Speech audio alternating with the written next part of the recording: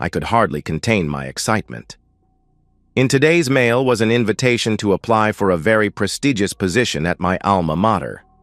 The College of Medicine seeks a dynamic academic and research-driven innovative leader to serve as its next chair for the Department of Behavioral Science. We believe you possess the background, education, and experience to fill this position. Please contact us at your earliest convenience to schedule a formal interview. Dustin, my husband of 23 years, was a little late getting home, but I let it slide. He'd been so moody recently that I told him to go see a doctor. When Dustin arrived, he was quiet. I was all over him, gushing about how great I was. He was subdued and didn't really give me the congratulations I felt that I deserved. This is quite an accomplishment. I called my best friend and she made me feel wonderful. I decided to have dinner with her instead of Dustin. He wasn't around when I was ready to leave, but his car was still here, so I left him a note.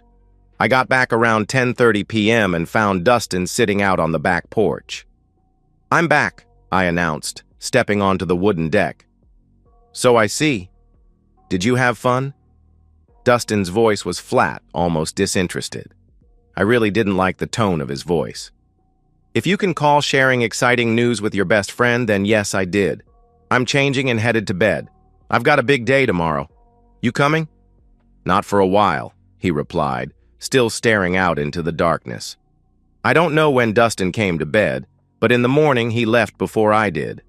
A simple note was near the coffee pot. "I'll probably be an hour late getting home tonight." Selfish man. We usually catch the early movie, but now that's off the table. Looking back, I think that night was the start of our marriage drifting apart. Until he showed me the respect I deserved, we were stuck at a crossroad. Things got very chilly around the house. I was distant with him until his attitude changed. The day I accepted the university's offer, Dustin wasn't even home when I got there. He hadn't even returned my text messages for over an hour. I began to suspect he was having an affair. I still remember the text I sent him. "Got the job. Where are you? Don't you want to celebrate with me?"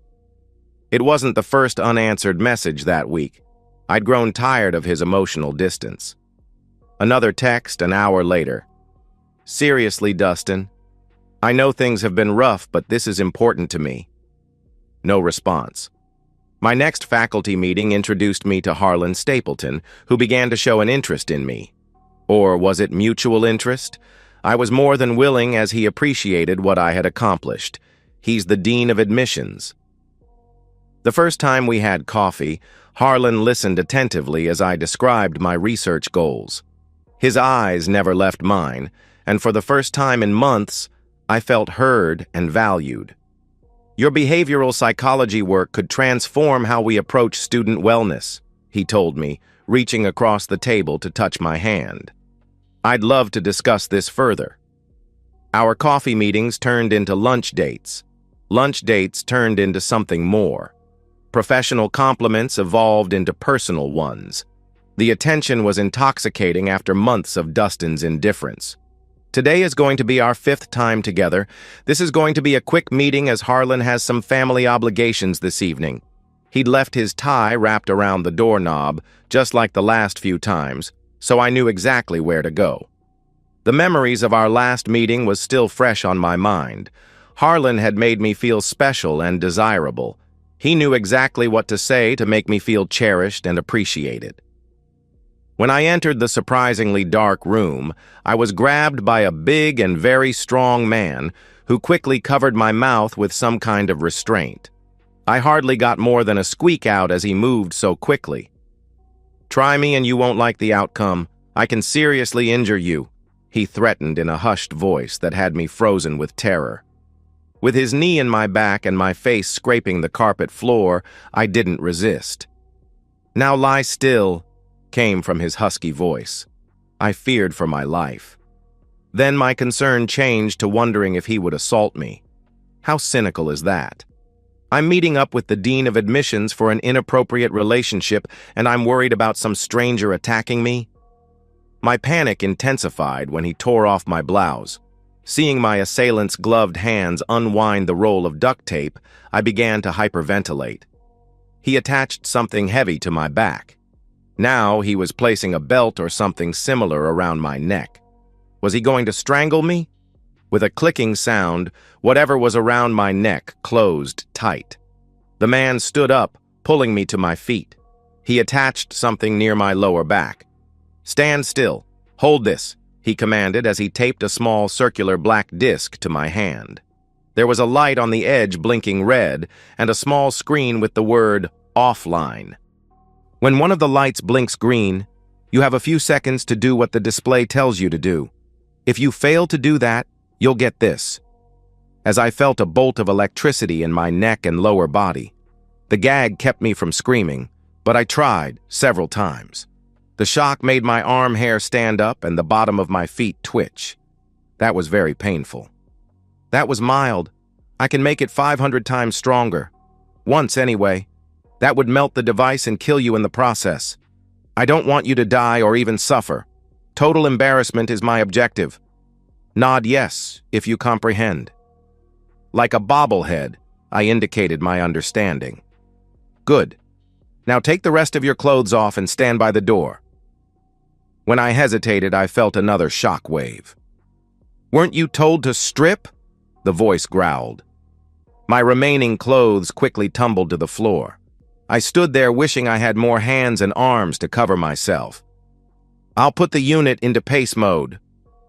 The little black disc blinked green and displayed "Walk in small circle." I must have done it right as it didn't shock me again. My assailant went into the bathroom and pulled a gagged and duct-taped Harlan by his beard into the bedroom area. My black disc changed to march in place. The assailant continued working on Harlan.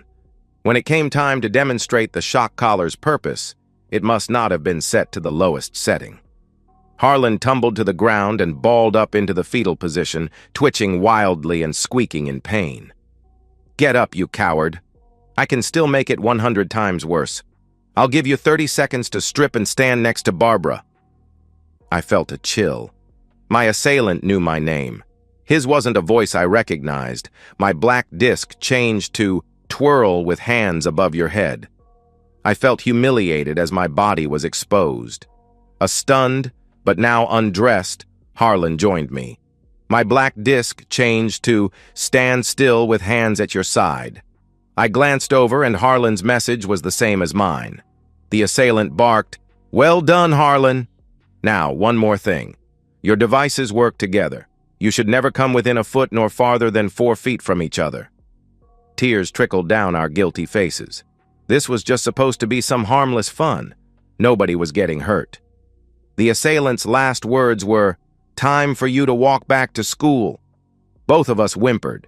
The assailant held up bumper sticker which read, "Don't touch me. My life depends on it." Peeling the back off of the warning sticker, he wrapped one around each of our foreheads. Donning his hoodie and then dark sunglasses, the man left quickly. His fleeing footsteps were soon silent. Harlan and I looked at each other knowing that our married lives were over. Then the lights on our black discs blinked green. The display led us out of the room, along the outside walkway, and then down the stairs. My purse, phone, and keys were in the room with the door still open. One step at a time, we made our way through the stairs. That terrible black disc had our hands above our heads most of the time. Cell phones were recording. I heard later that it was streaming online before the police arrived. Whoever was sending commands was a real jerk. He had us jumping, skipping, and twirling. Harlan balked once and paid the price. I stumbled and got a less than gentle reminder to stay closer to Harlan. We still had a mile until we reached the campus. My heart was breaking. This wasn't supposed to ruin my marriage. More tears streamed down my face. When a policeman approached, the black discs blared, "Stay away or die with them." Exposed pedestrians weren't exactly a threat to anyone, so he backed off. We continued our slow but steady march. Every time we strayed more than 4 feet apart, the resulting shock brought us back together quickly. Mothers covered their children's eyes. Blue-haired ladies fingered the pearls of their rosaries. Men and a few women stared openly. I heard the students taunting me. The gathering crowd had grown into the hundreds by the time the throng passed underneath the college welcome sign. "That looks like Dean Stapleton," a female voice was heard saying. The onlookers couldn't identify me at first. That changed when the little black disc had a stop and then snidely announced, "Ladies and gentlemen, may I present Harlan Stapleton, Dean of Admissions, and Barbara LeDroit, Chair for the Department of Behavioral Science." As I looked around, I noticed the president of the university shaking his head in disgust. Harlan and I were hopping, twirling, and then it stopped. The little black disc then began streaming words. From Dustin. "My unfaithful wife, it was me. I did this, but you paid for it. Sue me. My intent is to ruin your career and inflict maximum embarrassment. The day I was diagnosed with terminal cancer, you got your invitation to apply. You knew I had a doctor's appointment. Not that day, and never since. Have you bothered to ask, 'How are you?' When you're only given a few months to live, time behind bars is no deterrent. Have me arrested. I don't care. Instead of supporting me during my final days, you were betraying our marriage vows. Your jealous, overlooked colleagues gave you up. I can't stop you from coming to my funeral. Other than that, please don't try to contact me. I've spent the last few weeks doing as much financial damage as possible. You are no longer the beneficiary on any of my policies." I dropped to my knees, sobbing. The lights on the black disc went dark after its final act, announcing, "All clear." Here I knelt, at the steps of the building I'd likely never work at again. Soon I was covered with a sheet. Explosive experts worked cautiously, but soon deemed my backpack to be nothing more than a strong battery and the electronics for the shock devices and black disc. Harlan was undergoing the same treatment. We were whisked off to the police station to be interviewed. My purse, phone, and keys were never recovered. My car was found a few days later. Changing my door locks gave me some sense of protection. The university billed me for new locks for the keys I'd lost. Without my cell, I really didn't know my friends' phone numbers. Dustin and my kids weren't answering my calls or texts. My parents, who lived 1,000 miles away, arranged for a hotel stay. It took several days to gain access to my house, get my car rekeyed, and a new cell phone. What a pain this was. As expected, Harlan and I were put on administrative leave with a hearing expedited. I was toast. The university board meeting was a formality more than anything. 12 stern faces stared at me from behind a long oak table as I sat alone in a straight-backed chair. "Dr. LeDroit," began President Carmichael, a thin man with wire-rimmed glasses, "the circumstances of your public display have created an untenable situation for this institution." "I understand," I said weakly. "Do you?" asked Dr. Ferreira, head of ethics. "Because your behavior suggests otherwise. 2 married faculty members engaged in an inappropriate relationship, exposed in the most public manner possible. The damage to our reputation is incalculable." I wanted to defend myself, to explain that I'd been punished enough. But what defense could I offer? Everything they said was true. "The board has reached a unanimous decision. We are terminating your employment, effective immediately." I nodded, numb. "May I speak?" President Carmichael nodded reluctantly. "I would like to resign instead. Please, for my future employment prospects." The board members exchanged glances. "Very well," said Carmichael. "We'll accept your resignation, but understand that any recommendations from this institution will reflect the circumstances of your departure." I left the building in a daze, wondering how my life had unraveled so completely in just a few days. Where was the accomplished academic who'd been so proud of her appointment? Where was the respected professional? All gone, replaced by a shameful spectacle that would follow me forever in the digital age. My phone rang. It was Harlan's wife.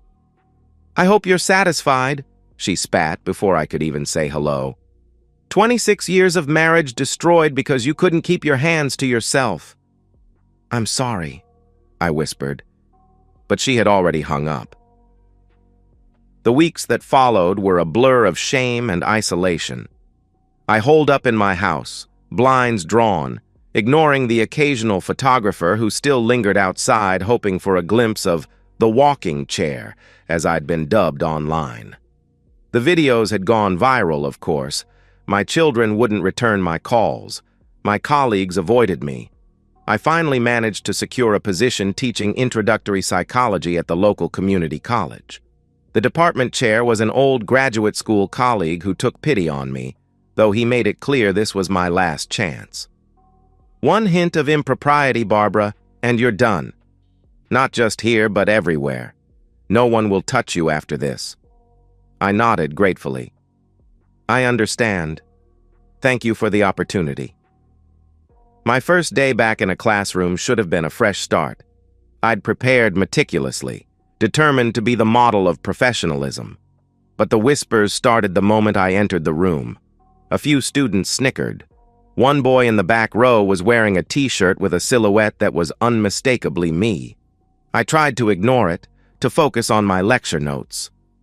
"Welcome to Introduction to Psychology. I'm Dr. LeDroit and I'll be—" "We know who you are," called a voice from the back.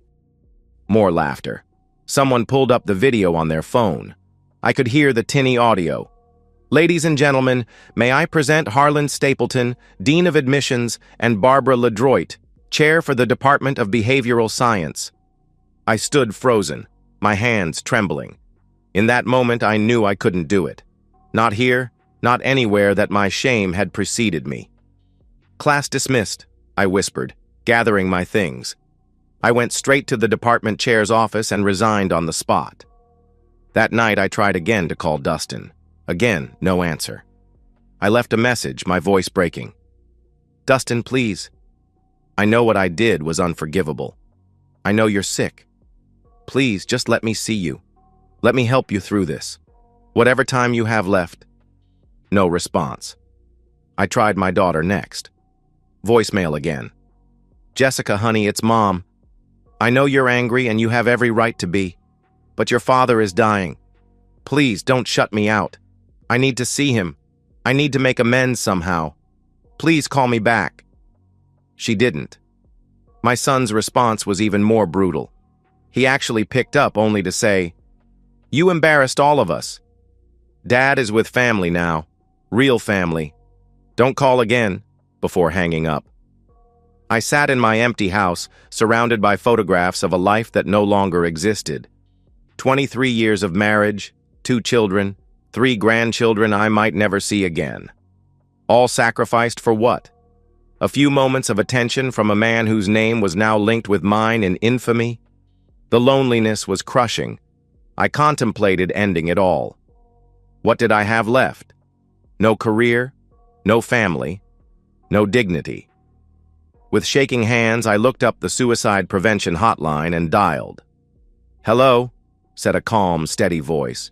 "You've reached the suicide prevention hotline. My name is Rachel. May I ask who I'm speaking with?" "Barbara," I whispered. "My name is Barbara, and I've lost everything." The next morning, a small miracle occurred. My daughter called. "Mom?" Jessica's voice was cold, but she'd called. That was something. "Jessica, thank you for calling back. I'm not calling to reconcile," she said firmly. "I'm calling because Dad is in hospice now. The doctors say it's a matter of days, maybe a week. I thought you should know." My heart sank. "Where? Please, tell me where." A long pause. "Woodside Hospice on Maple Street." "But Mom, he doesn't want to see you. He was very clear about that." "I understand," I said, though it felt like another knife to my heart. "Thank you for telling me." After we hung up, I sat motionless for almost an hour. Then I drove to Woodside Hospice. The nurse at the front desk was sympathetic but firm. "I'm sorry, but Mr. LeDroit has a list of approved visitors, and you're not on it. In fact, there's a specific note that you are not to be admitted under any circumstances." "Could you at least give him a note?" I pleaded. She hesitated, then nodded. "I can try, but I can't promise he'll read it." I poured my heart onto that small notepad. Dustin, I know I don't deserve your forgiveness. What I did was unforgivable. But please know that I did love you. I still love you. I was selfish and blind. I didn't see what was happening to you because I was too focused on myself. I'm so sorry. Whatever time you have left, I want to spend it making amends. Please let me see you. Let me say goodbye. All my love, Barbara. The nurse took the note and disappeared down the hallway. 10 minutes later, she returned, her expression saying everything before she spoke. I'm sorry. He wouldn't read it. I nodded, tears streaming down my face, and left without another word. For the next 5 days, I returned every morning. Each time, the answer was the same. On the 6th day, I arrived to find Jessica and my son Michael in the lobby, their eyes red from crying. He's gone, Jessica said simply. He passed an hour ago. I felt my knees give way. Michael, despite his anger, caught me before I fell. The funeral is Wednesday, he said stiffly. Dad said you could attend, but asked that you stay in the back and not approach the family. I nodded, unable to speak through my tears. He left this for you, Jessica added, handing me an envelope. We haven't read it. Inside was a short note in Dustin's familiar handwriting, now shaky from illness. Barbara, I forgive you. Not for your sake, but for mine. I don't want to die with hatred in my heart. But forgiveness doesn't mean reconciliation. You made your choice. Live with it, as I have had to. Goodbye. Dustin. Those 5 words, I forgive you, not for you, would haunt me forever. The funeral was a blur. True to my word, I stayed in the back, watching from a distance as my children and grandchildren mourned the man I had betrayed. Afterward, I returned to my empty house and the crushing silence of my new reality. Weeks passed, then months. I applied for teaching positions across the country, but the videos followed me everywhere. Background checks revealed my disgrace. I was unhireable. Eventually, I remembered Rachel from the suicide prevention hotline and the comfort her voice had brought me in my darkest moment. On impulse, I called the organization and asked about volunteer opportunities. We're always looking for volunteers, said the coordinator, but it's difficult work. May I ask why you're interested? Because I know what it's like to want to end it all, I said honestly. And I know what it's like to be pulled back from that edge by a kind voice. I'd like to be that voice for someone else. She invited me in for an interview and training. To my surprise, my background in behavioral science was seen as an asset, not a liability. Here, my professional disgrace didn't matter as much as my human experience. 6 months after Dustin's death, I was working the overnight shift at the suicide prevention hotline. My first caller was a young woman who had cheated on her husband and was contemplating suicide after he discovered her betrayal. I've ruined everything, she sobbed. He'll never forgive me. I can't live with what I've done. I understand, I said, and for the first time since my public humiliation, I felt a sense of purpose. I truly do. Let me tell you my story. And I did. All of it. The selfishness, the affair, the public humiliation, the loss of my husband, my family, my career, and most importantly, how I survived it all. The pain doesn't go away, I told her honestly, but you learn to carry it, and maybe someday you find a way to use it to help others. By the end of our conversation, she had agreed to seek professional help instead of ending her life. As I hung up, I realized something profound. My greatest failure had become my most powerful tool for connection. 5 years have passed since my walk of shame. I never returned to academia. Instead, I now serve as the director of the Suicide Prevention Center, using my background in behavioral science to train volunteers and develop outreach programs. My relationship with my children has thawed slightly. Jessica brings my grandchildren to visit twice a year. Michael still keeps his distance, But he sends a card at Christmas. It's something. Harlan Stapleton moved across the country. I heard he's teaching high school science now. His wife divorced him, of course. We never spoke again after that day. The videos still surface occasionally. Students at the university still tell the story of the naked professors. But the shame has dulled over time, replaced by a kind of acceptance. Every morning, I look in the mirror and remind myself of the lessons I've learned. Arrogance and entitlement are toxic in a relationship. I falsely believed I was immune to acting that way. Behavioral science is what I taught, but wasn't what I practiced in time anyway. And every night before I sleep, I whisper an apology to Dustin. Not because I think he can hear me, but because I need to say it. I need to remember. Sometimes in my dreams, he answers back, "I forgive you, not for you, but for me." It's not much, but it's enough to help me face another day, to pick up another call, to guide another lost soul back from the edge. It's enough to keep living with the consequences of my choices. And that's the end of today's story. If you enjoyed it, please give this video a thumbs up and drop a comment below. Your support helps the algorithm push my content further.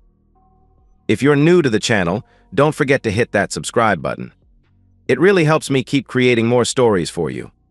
Thanks for watching, and I'll see you in the next one.